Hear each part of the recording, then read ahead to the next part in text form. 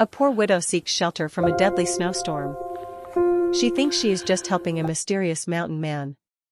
But when his daughter asks a simple question, everything changes. Secrets of the past, a hidden treasure, and a mountain that holds deadly dangers. What happens next will shock you and keep you on the edge of your seat until the very last second. The wind howled through the pine trees that clung to the side of the mountain. Snowflakes drifted in slow circles, melting as they touched the ground near the small cabin. Martha clutched her thin shawl tighter around her shoulders. Her hands were red from cold, her breath visible in the fading light. She had been walking for hours, following the trail that led to the home of the man everyone in town called the Mountain Man. They said he lived alone, hunted his own food, and trusted no one. But Martha had no choice. Her food had run out, and her little son was sick. She knocked on the heavy wooden door. The echo of her knock faded into silence. For a long moment, nothing moved. Then the door opened a crack, and a man's eyes, sharp and gray, studied her through the gap. "What do you want?" His voice was rough, like gravel. I can cook," she said softly. "I will work for a meal. For my boy." He stared for a moment, then opened the door wider. The inside smelled of smoke and venison stew. A small fire flickered in the hearth, casting orange light over a simple wooden table. "You can stay till morning," he said. "No longer." Martha nodded. Her stomach ached with hunger as she stepped inside. She set down her bag and began to prepare the stew with practiced hands. The man watched silently, his arms crossed. He was tall, bearded, and strong, with a deep scar running across his temple. From the corner of the room, a small voice spoke. "Papa, who is she?" Martha turned. A little girl stood by the stairs, clutching a ragged doll. Her hair was pale like wheat, her eyes wide and curious. "She is here to help," the man replied. "Go back to bed." The girl did not move. Instead, she walked closer to Martha. Her eyes flicked from the widow's tired face to the pot she stirred. She smiled faintly. "It smells nice," she said. Martha felt something warm stir in her chest for the first time in months. "Thank you, sweetheart," she whispered. The girl hesitated, then looked up at her father. "Papa, can she stay?" The man's expression darkened. His hand gripped the edge of the table, knuckles white. "No," he said sharply. "She cannot." Silence filled the room. Only the fire cracked. The girl's lower lip trembled. "But Papa," she began softly. "She looks like Mama." Martha froze. The spoon in her hand clattered against the pot. The man's head turned slowly toward his daughter, his face pale beneath his beard. "What did you say?" he whispered. The girl's eyes filled with tears. "She looks like Mama, before the snow took her." Martha's heart began to pound. The man took a step closer, his eyes narrowing as he studied her face. The air grew heavy, thick with something unspoken. "Where did you say you were from?" he asked. Martha swallowed hard. Her voice shook. "From the valley, near the old bridge." The man's breath caught. His face changed, shock, confusion, fear, all at once. He reached into his coat pocket and pulled out something small, something wrapped in leather. He unwrapped it with trembling fingers. Inside was a locket, tarnished with age. He opened it and stared at the picture inside. Then his eyes lifted to Martha again. His lips parted, as if he wanted to speak, but no sound came out. Outside, the wind screamed against the windows. The fire flickered lower, throwing shadows that danced across the walls. The man's hand tightened around the locket. His eyes glistened in the dim firelight, as if some memory long buried had clawed its way to the surface. "You said, near the old bridge?" he repeated, voice low and strained. Martha nodded slowly, her voice barely above a whisper. "Yes. My husband, he worked the mills there. Before the flood." The man's jaw clenched. His gaze drifted to the floor, then to the child clutching Martha's skirt. You lost your husband, in that flood? Her throat tightened. She nodded again, tears welling in her eyes. He tried to save others. He never came back. For a long, heavy moment, the only sound was the whisper of the fire. The man's breathing grew uneven, his chest rising and falling like the rhythm of an old wound reopening. I was there, he said finally. That night. I pulled a man from the water. His eyes met hers, haunted, searching. He had a chain around his neck. A wedding ring tied to it. Martha's breath hitched. Her hand flew to her chest. The same chain, the same ring, she wore beneath her shawl. She drew it out with shaking fingers. The man stared, disbelief flooding his face. He reached forward, as if to touch it, then stopped himself. The little girl's voice broke the silence once more. Papa, what is wrong? He dropped to one knee beside his daughter, his voice trembling. Because, child, he whispered, the man I tried to save that night, said your mother's name before he sank beneath the ice. Martha staggered backward, her hand covering her mouth. Her heart felt as though it might stop. No, she breathed. No, that is not possible. The man's eyes filled with something raw, something between sorrow and disbelief. I heard it. Clear as day. He looked up at her. He said Martha. The girl's hand slipped from her doll and reached for Martha's trembling fingers. The touch was warm, small, and real. Outside, the snow began to fall harder, wrapping the cabin in white silence. Martha's vision blurred. Her knees weakened. Her past, the loss, the grief, the unanswered questions, rushed back like a storm. The man stood slowly, his face pale as ash. There is something else you must see, he said. He walked toward the back of the cabin, each step echoing softly on the wooden floor. Martha followed, her breath shallow, her heart pounding in her ears. He opened a door. The hinges groaned. Behind it was a small room lit by the dim glow of an oil lamp. On the wall hung a coat, torn, water-stained, and faded by time. Beneath it, on a shelf, lay a rusted pocket watch. Martha gasped. She knew that watch. It had belonged to her husband. She had given it to him the morning of the flood. Her legs gave way, and she sank to the floor, tears streaming down her face. The man turned to her, voice hoarse. I found him. But I could not save him. He took a long breath, his hands trembling. He asked me to give this, to his wife, if I ever found her again. He placed the watch in her hands. The metal was cold, yet it burned against her skin. The engraving on the back was still there, forever, M. The girl looked between them, confused, her voice soft and frightened. Papa, who is she? Martha froze, her fingers trembling around the pocket watch. The words hung in the air, heavy and unreal. She looked at him, her lips parting but no sound emerging. The girl tilted her head, confusion flickering across her small, innocent face. What do you mean, Papa? She asked softly. The man turned away, his broad shoulders trembling as he ran a hand across his face. When the flood came, he began, his voice rough and low, I was crossing the ridge to help anyone I could. I found a boat overturned near the current. His eyes lifted toward Martha, haunted and distant. There was a woman inside. Barely conscious. She was holding a baby above the water. Martha's heart stopped. Her breath caught in her throat. The world seemed to tilt beneath her. He swallowed hard, his gaze falling to the girl. That baby was her. The room fell silent. Only the faint creak of the cabin and the howl of the wind outside filled the emptiness. Martha's hand covered her mouth. Her eyes went wide with horror and disbelief. No, that cannot be, she whispered, her voice breaking. My baby was lost in the flood. The man nodded slowly. I found her. Floating near the rocks. Barely breathing. He looked down, shame flickering in his eyes. I could not find her mother. I thought you had died. So I took her.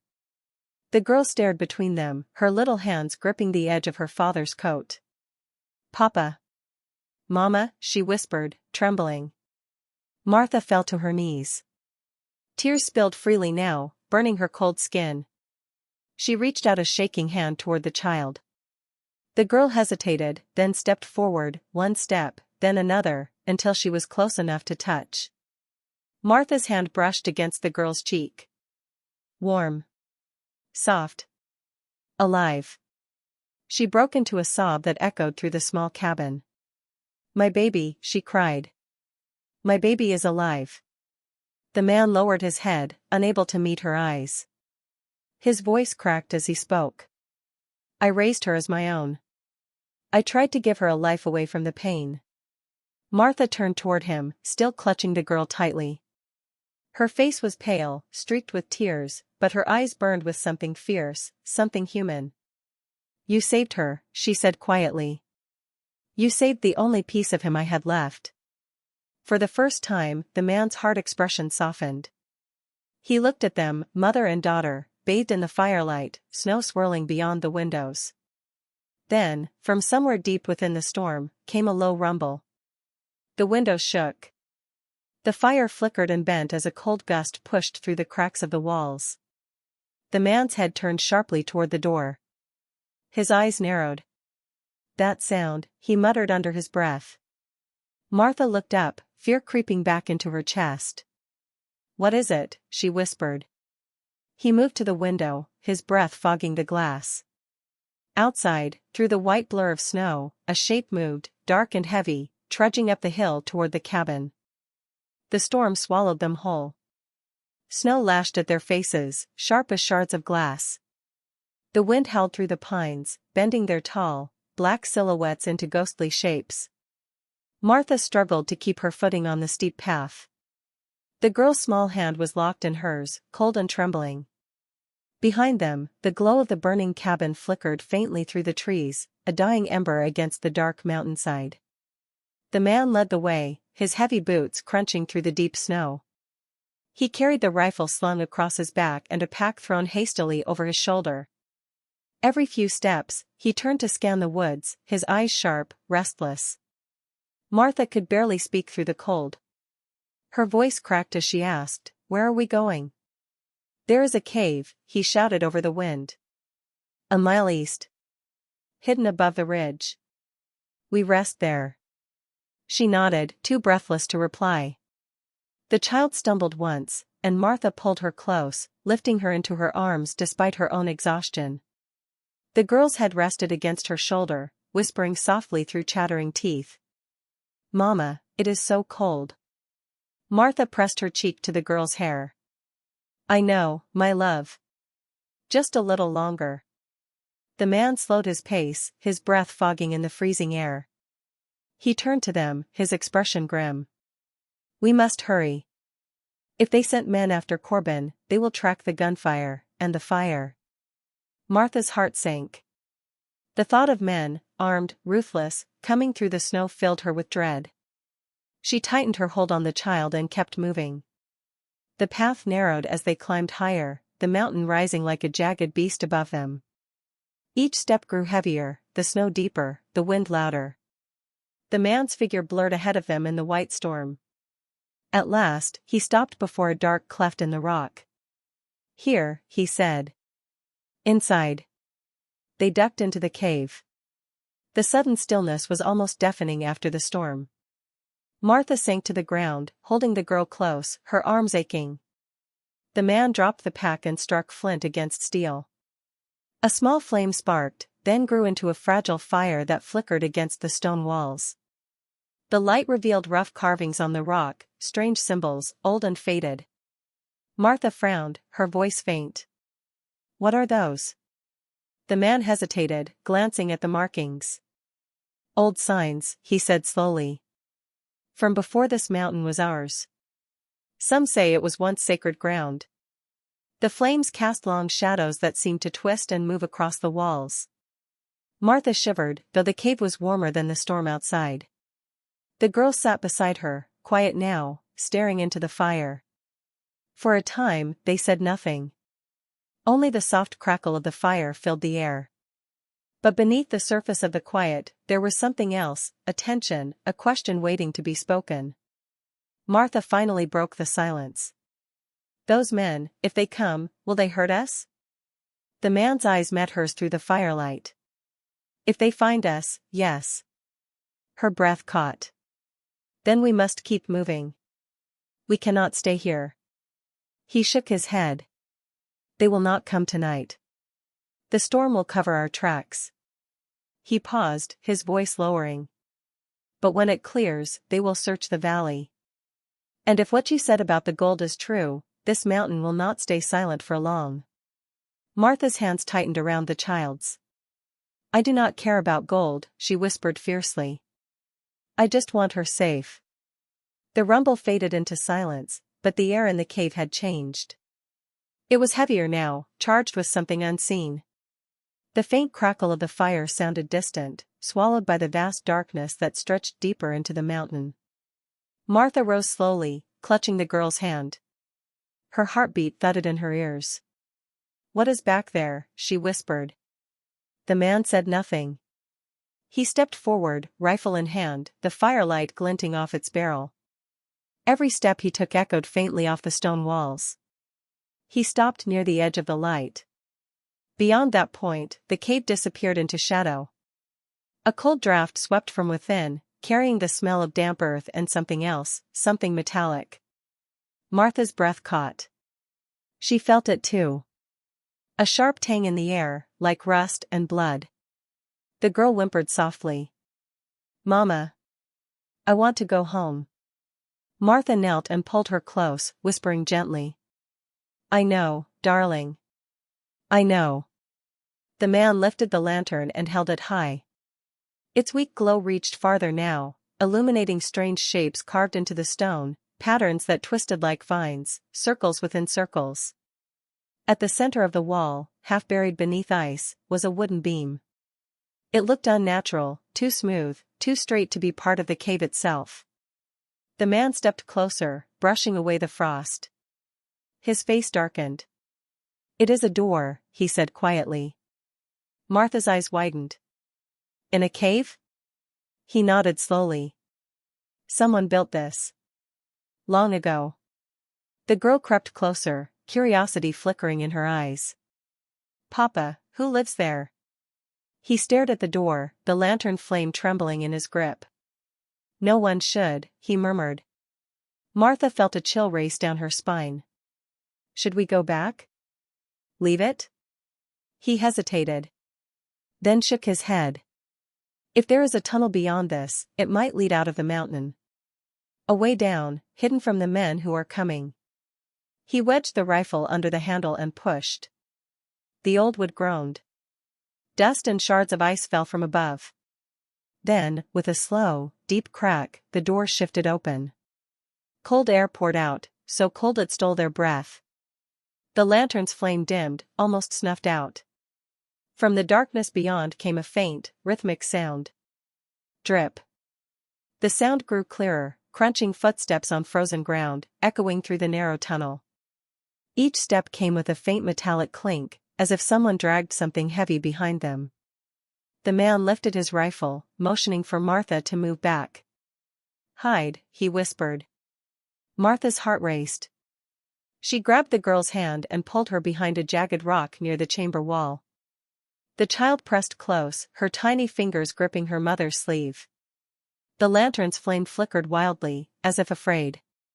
The man crouched low beside the firelight, every muscle tense. The sound came nearer, slow, deliberate, steady. Then a shadow moved across the stone. Long. Human. Martha held her breath. The girl's heartbeat fluttered against her arm. The man raised the rifle, the barrel glinting faintly in the dim light. "Show yourself," he growled. Silence. Then, a voice echoed softly from the darkness. "Do not shoot." It was weak, trembling, and strangely familiar. Martha's eyes widened. She knew that voice. From the tunnel, a figure stumbled forward, wrapped in torn furs, face pale and hollow. Snow clung to his hair, his lips cracked and blue. When the lantern light fell on him, Martha gasped. "Henry," she breathed. The man turned sharply toward her, confusion flashing across his face. "Who?" Martha rose slowly, disbelief breaking through her fear. "My husband," she whispered. "It cannot be." "Henry?" The stranger lifted his head.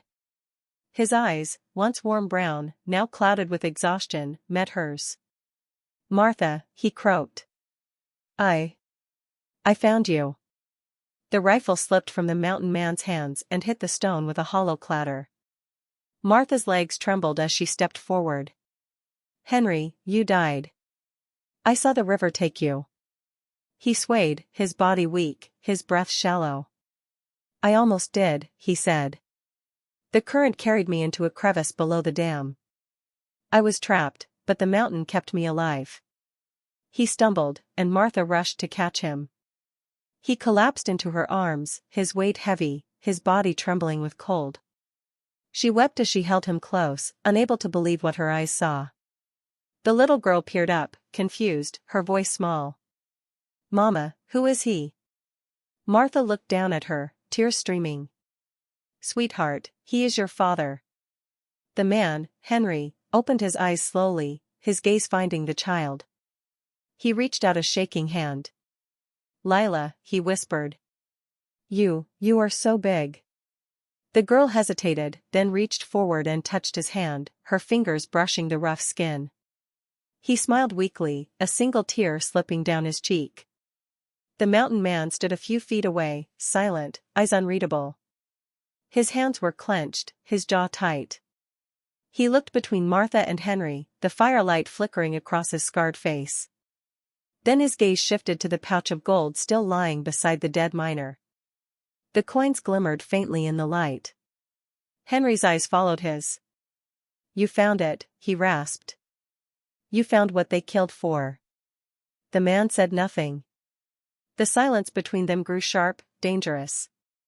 Martha felt it, the tension thickening like smoke. Henry struggled to sit up, his voice strained. "They cannot know it survived. If Corbin's men think it is still here, they will burn every town from the valley to the ridge." The mountain man's eyes darkened. "Then we take it and bury it deeper. Where no one will ever find it again." Henry shook his head weakly. "No. We destroy it." The words hung in the cold air. Martha turned to him, startled. "Destroy it? After all this?" He looked at her, his expression hollow. "Do you not see? This gold brought death to everyone who touched it. To me. To Corbin. To you." The mountain man stepped closer, his tone hard. "Gold does not kill people. Men do." Henry's gaze flicked up to meet his. "And what kind of man are you?" The silence that followed was long and brittle. The fire popped once, echoing like a spark between them. Then, another sound. Farther down the tunnel this time. Boots. Multiple. Marching in rhythm. The girl gasped and clutched Martha's hand. The mountain man snatched up his rifle again, eyes narrowing. "They found us," he said grimly. Henry turned toward him, his voice urgent. "There is another passage, beyond the chamber. It leads to the riverbed below." The man looked to him, distrust still in his eyes. "You are certain?" The gunshot echoed through the tunnel, sharp and final. The mountain seemed to hold its breath. Martha pressed her husband and the girl close as they ran, the narrow passage twisting deeper into darkness. Henry stumbled once, and Martha steadied him. "Almost there," she whispered, her voice firm despite exhaustion. Ahead, faint light glimmered on the frozen riverbed. They emerged into the open air, the snowstorm softened to a whisper, the world blanketed in white.